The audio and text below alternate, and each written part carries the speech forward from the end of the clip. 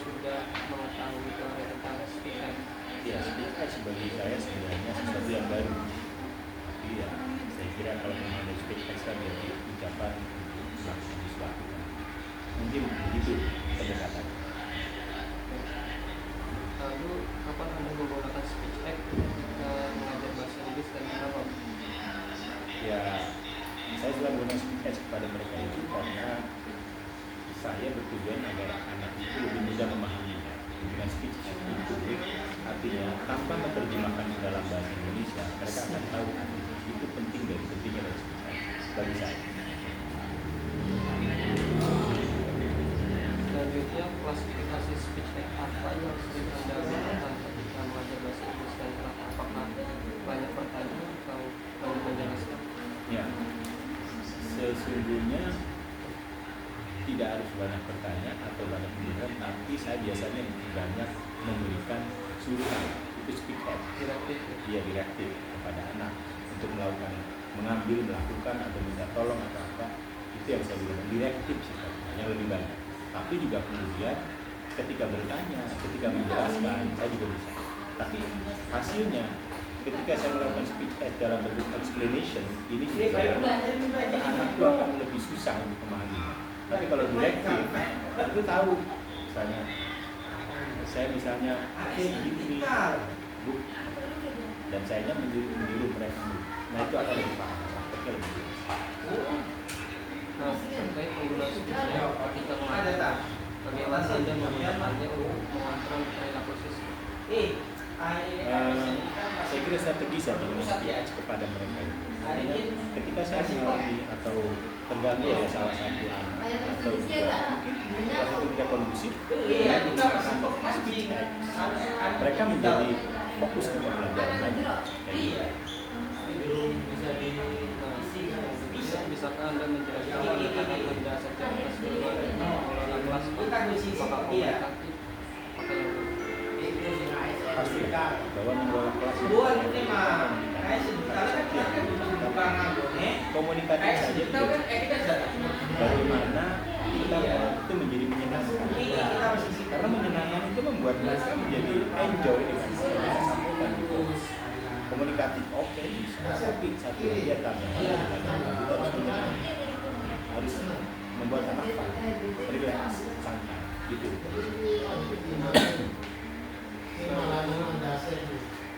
Pernahkah Anda dihadapkan dengan masalah manajemen kelas berdasarkan mengajar?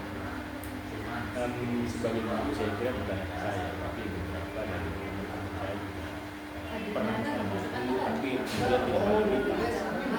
Ada sebuah kasus ketika saya sudah menyiapkan satu materi pelajaran, tapi kemudian ekspektasi saya tapi apa yang kita sampaikan tidak nyampe. Itu kan berarti mismanagement dari saya. Salah.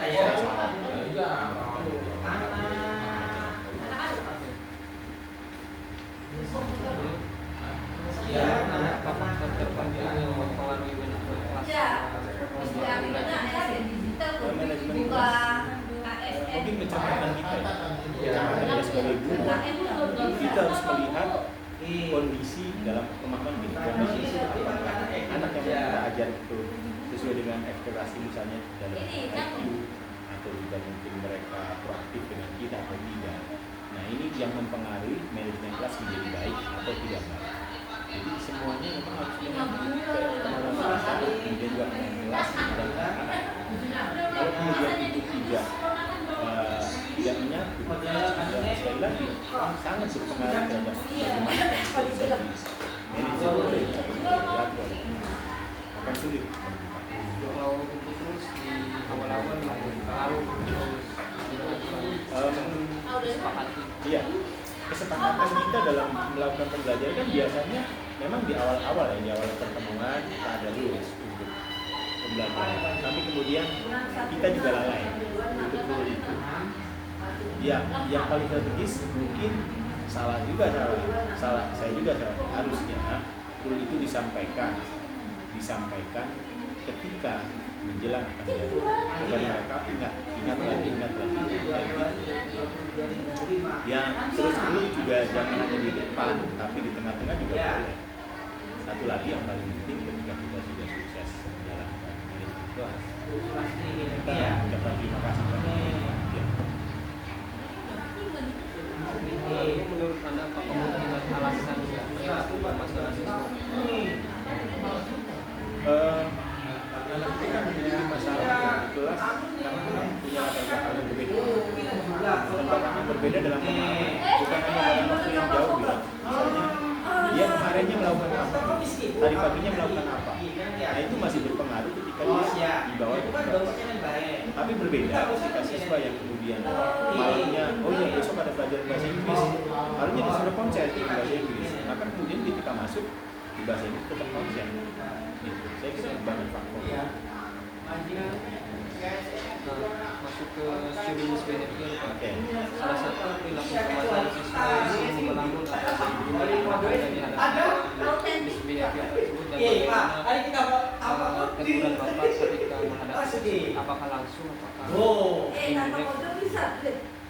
Sangat sering terjadi bahwa di kelas itu siswa melakukan bullying dan itu bagi saya merupakan gangguan.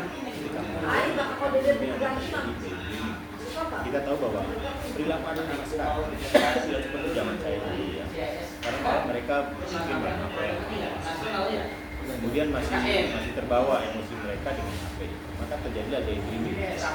Nah, untuk mengatasi itu tidak direct, tapi saya mencoba menyampaikan hal ini kepada orang lain, tapi tujuannya kepada dia. Dengan spontan dia kaget bahwa oh saya lagi melamun. Akhirnya kembali fokus ke pelajaran lagi.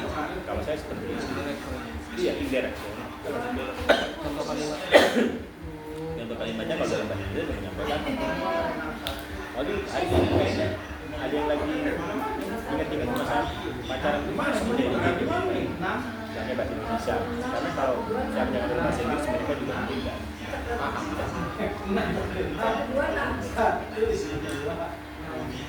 Juga dengan usia mereka lah, mereka senang naksir cewek, kalau cowok ya juga baca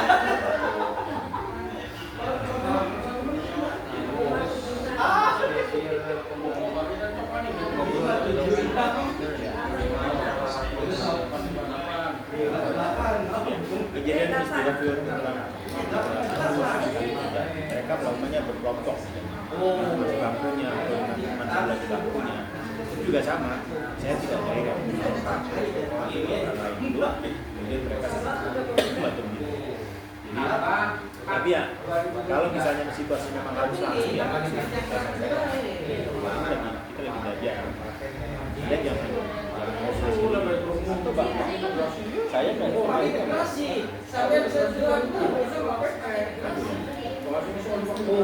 tidak bagus juga menurut saya. Kamu kalau mau ikut belajar, ayo. Tapi kalau sudah mau ikut, ya sudah, kamu diam di mana. Jangan belajar. Saya sedang mengajar teman-teman.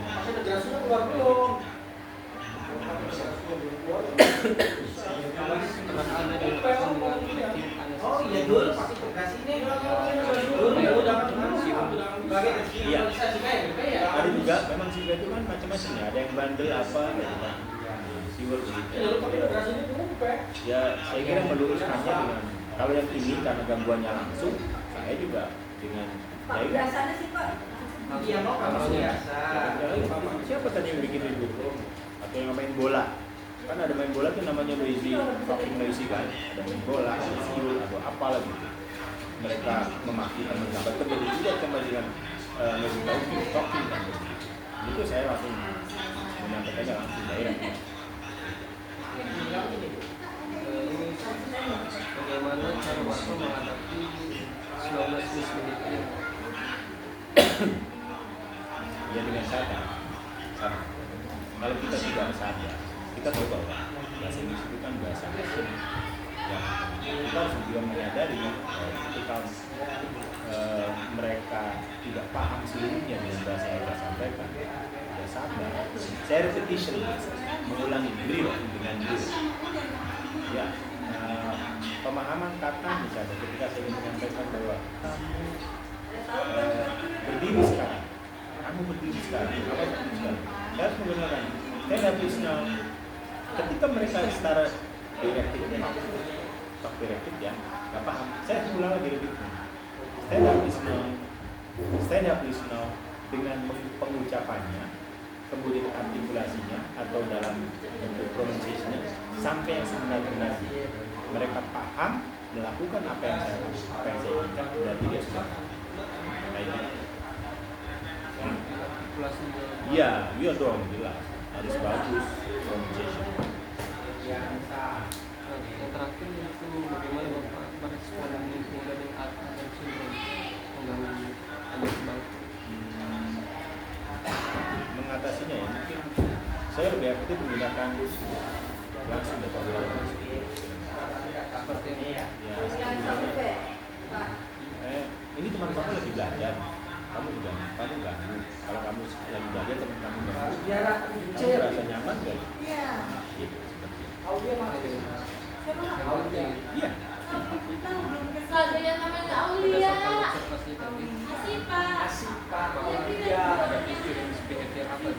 Yang tadi di kelas 9 tadi saya banyak menghadapi mereka ketika apa yang saya sampaikan baru ya oke masih miskin tapi saya yakin bahwa beberapa dari mereka itu sudah merespon.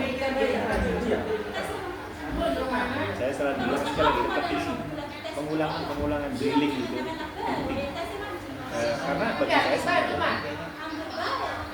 penyampaian oleh guru itu keseharian tidak akan pernah loncat kemana-mana. Itu lagi. Jadi, ya kalau ngajar 20 tahun, masa nggak bisa bahasa Inggris sih? Nggak bisa bahasa. Kalau saya ngajar kamu 20 tahun, ngajar bahasa Inggris, bisa bahasa Inggris. Di S1 kan 5 tahun bisa bahasa Inggris. Minimal mendengarkan, listening, walaupun speakingnya masih biasa, tapi setidaknya listening. Gitu. Mungkin sekian yang kita ini. Terima kasih banyak atas partisipasinya. Ya.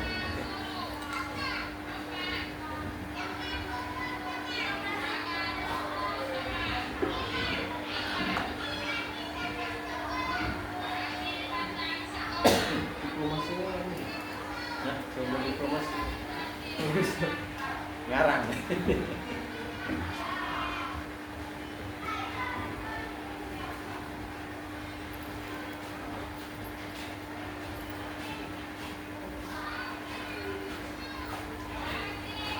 Boleh foto dulu. Boleh.